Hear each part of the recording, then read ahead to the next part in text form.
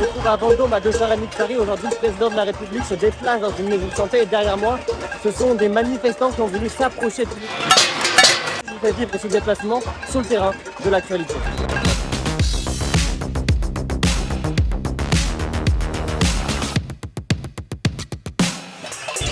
Les manifestants se sont approchés d'une voie ferrée pour accéder proche de la gare et les gendarmes ont fait usage de gaz lacrymogène pour les bloquer.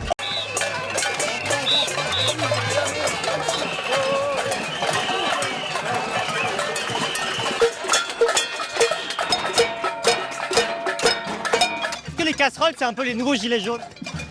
C'est un moyen pour qu'ils nous écoutent parce qu'on est trop loin pour qu'ils nous écoutent. Bon, donc nous, c'est un moyen simple, c'est un moyen, on espère qu'il sera efficace pour qu'on nous écoute. Les manifestants ont fait le tour du dispositif et là ils vont tenter de passer pour rejoindre la salle où Emmanuel Macron fait son déplacement. Qu'on en a marre de sa politique pour les plus riches, les ultra riches, que les plus pauvres et la classe moyenne.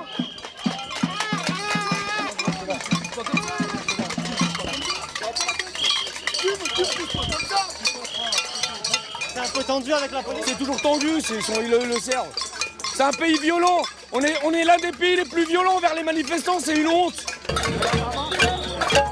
Depuis tout à l'heure, les manifestants font le tour du périmètre et à chaque fois, ils sont confrontés à des barrages de CRS pour les empêcher d'avancer, mais ils continuent à faire le tour jusqu'à trouver un accès possible.